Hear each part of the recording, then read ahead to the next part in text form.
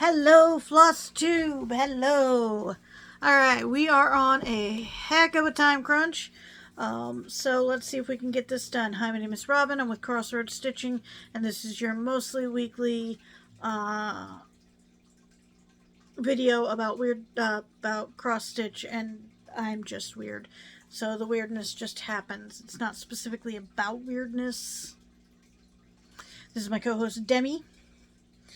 Demi is a lovely gentleman, and I'm sure he will be super helpful today. We're going to go through this as fast as we can because I have a friend coming on the way to pick me up because we are going to go out and hang out. We were going to do this last weekend, but the sub-zero temperatures put a real big damper on that. Do not fall. I tried filming this about 10 minutes ago, maybe 20 minutes ago, and in watching it back, I was completely out of frame for half of it.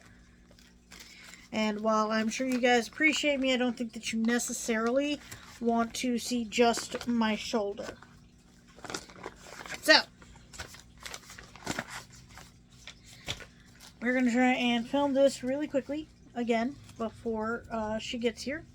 And then her and I are going to go out, cause trouble, and all of that.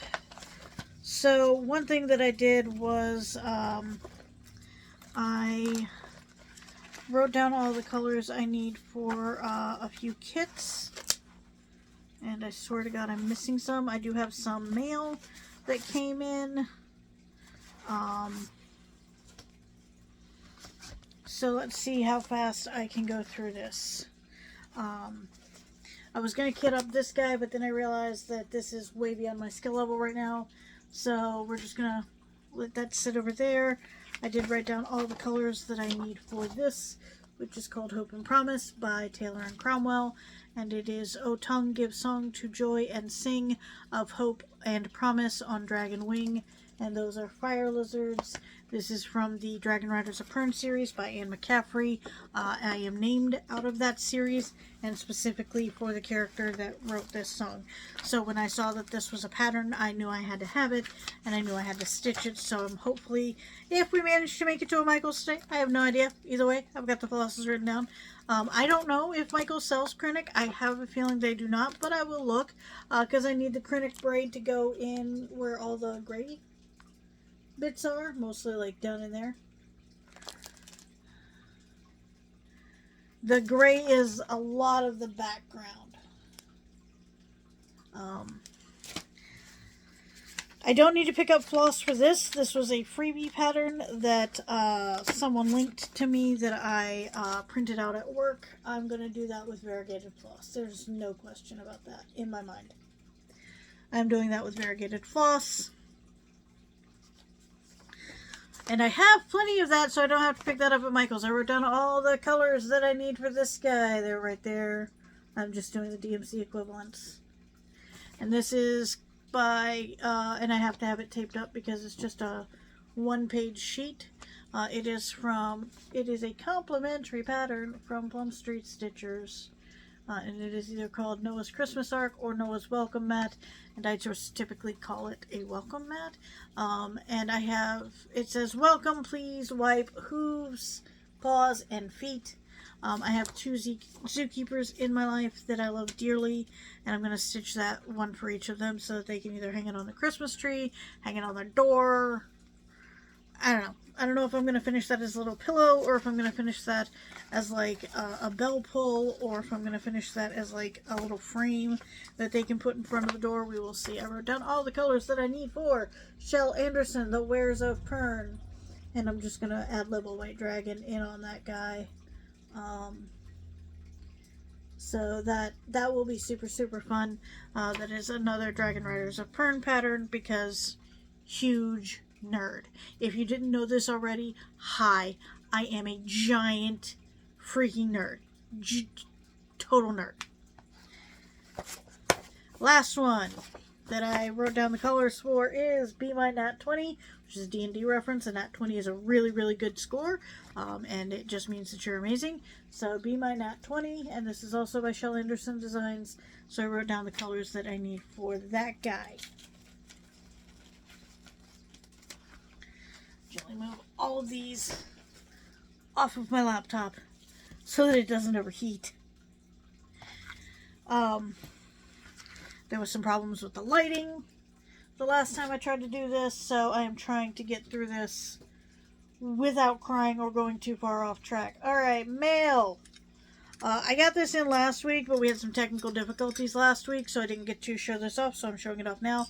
This is from the Conqueror Virtual Challenge, and it is a medal saying that I completed the race for the Shire, which is 145 miles long. Me and a bunch of the people, and by a bunch I mean like 4 or 5 people from the Cross Stitch Discord decided to do this. We were all getting ads for it, and we're like, you know, we all need to walk more, and if you give me a cool medal at the end of it, and this one is the Shire, so you're taking the ring from Bag End, where the whole movie started, all the way to Mordor, and it's like 5 different races it's broken up into, so it's like Bag End, and then the Fellowship, or Rivendell, and I think there's the Mines of Moria, there's another one, and then there's Mordor, and you basically just walk, or ride, or cycle, or whatever, but we're walking, and so on the front it has Bag End, on the back it has Keep It Secret, Keep It Safe, with the little wax seal that Gandalf gave it, and if you could not tell by the rattling that you heard, we do actually have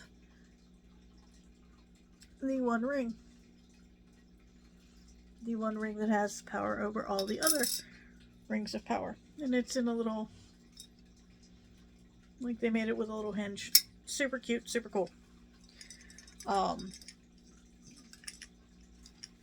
So we are working on Rivendell, because you can join a fellowship, and then when you join a fellowship, all of your miles count cumulatively. So if I get 2 miles, and then Nessa gets 2 miles, and then Ash gets 5 miles, then for the day we have gotten 9 miles.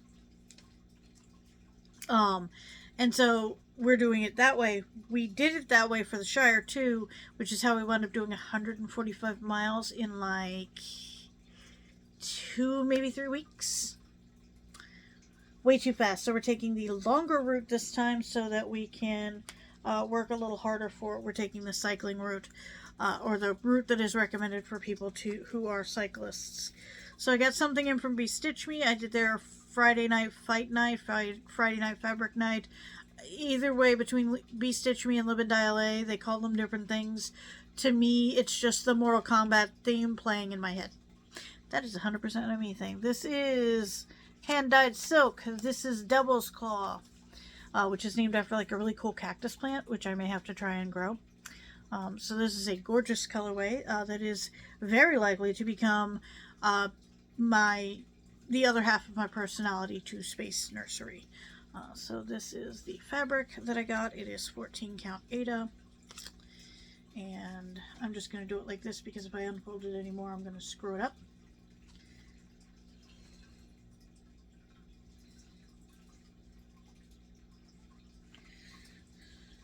And then the last thing that I got from there is called New Blooms, also hand-dyed silk. 10 yards. I don't normally go for colors like this, but this is stupid pretty. And I love it. Other things that came in the mail were this amazing book from a cross-stitch de-stash group. This is called Wildlife Classics by Country Cross Stitch. This was printed in 1990. Yeah, 1990. And so the reason that I got this is because I have another pattern. Animal Magnetism 2 by Cross My Heart, which was printed in 1997. This has 12 animals in it, and they're also pictured on an Afghan. like I said, for the welcome mat, I have 2 zookeepers that are very near and dear to me. One is Nathan, my partner, who works at Topeka Zoo, and the other is Aaron, and they work at the Pennsylvania Zoo as an education specialist. So they work with kids, teaching them about animals, and they work with the animals that they can actually use for education. So like various birds that they can have out for the kids to, interact with, lizards, things that they can have the kids interact with that aren't going to maybe eat the kids' face off. So, I picked this up from StitchCon from the freebie table. It has an Afghan on it. I wanted to do an Afghan for each of them. Problem, this only has 12 animals. Every single cross-stitch Afghan I have found has like 26 spaces. So even if I did every one twice, I would still have 2 weird spaces.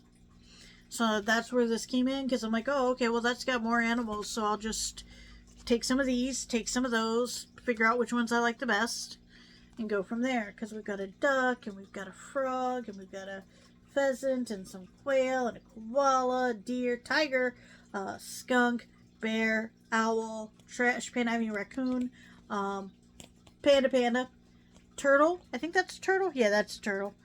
We also have giraffes, and zebra, and like on the back of this one, I think it also has like a wild turkey, that is a bunno, that is a Mustang. There's a squirrel. And I think there are some fish in here too. Yeah, there's like 2 different fish. Oh, and my favorite one out of all this, they have a beaver, which is cool, but they have an opossum that I legitimately thought was a bat for the first 2 minutes. So those came in the mail. Somebody really ought to get me out of those D-stash groups, because I am a menace. Absolute menace. So those came from Bestitch Me. Next week, I'm going to have a little thing that goes over my couch arm, which is right here. And it's like a piece of, it's like a stitched thing. So like somebody sewed it on a machine, something that's well beyond my skill level. And it has like a pocket for your scissors, and a pocket for your needles, and a pocket for various floss bobbins. And so it just sits over there, and it holds like all the stuff that I typically misplace in about 37 seconds every time I sit down to stitch.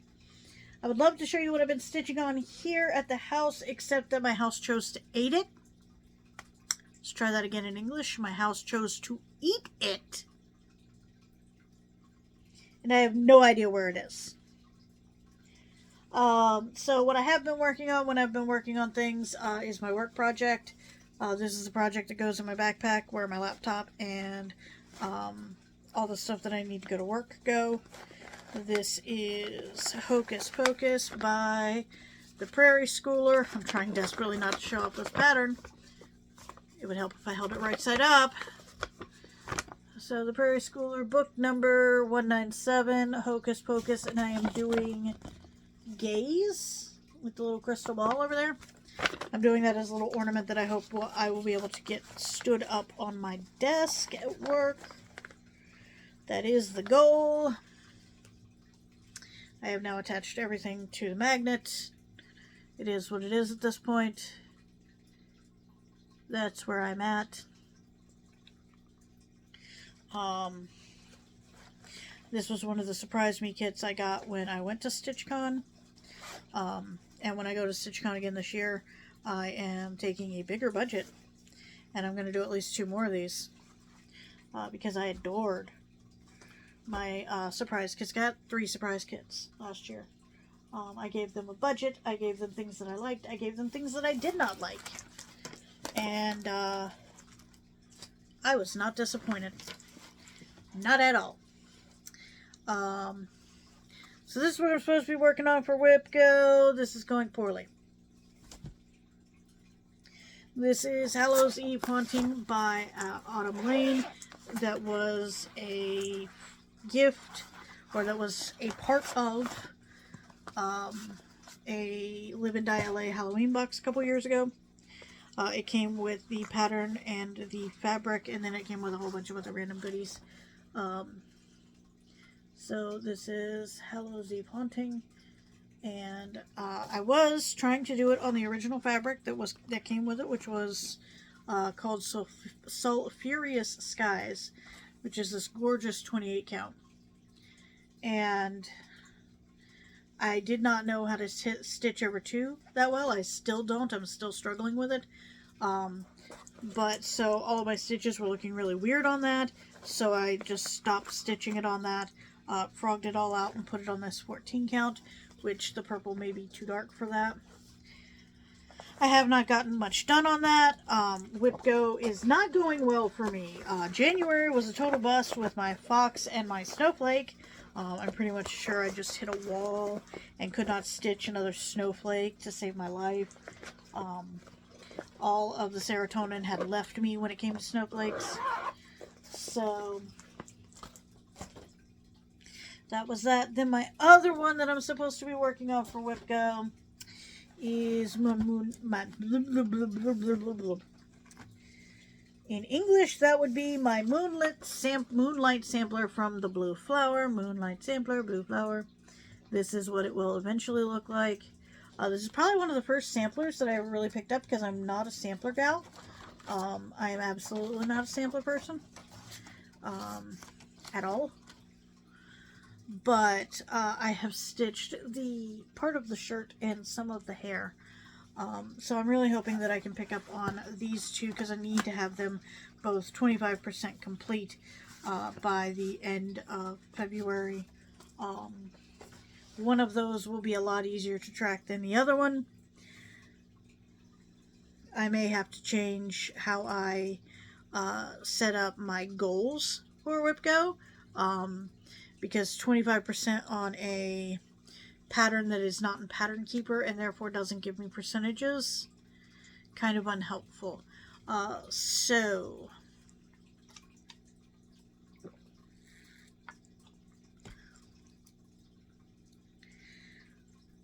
other than that, could not make it to, well, had to cancel my invoice to Stitch New England because it came in about the same time 3 other bills did.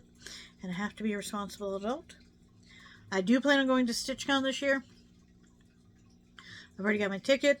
I have to work on flights and hotels. I'll probably wind up... I know I'm going to be staying at the La Quinta because I love going to the late night stitching room. I get 0 stitching done at the late night stitching room.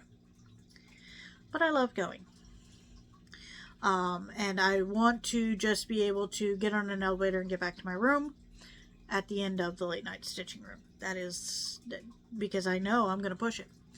So I will be at StitchCon, and I might make it to Stitch New England. They did say they have spots left, so I just have to see if they still have a spot open when I have the money for the entry fee. That one is a lot closer to home, and the hotel I would probably only get for like 1 or 2 nights. I would not need to get like the day before or the day after.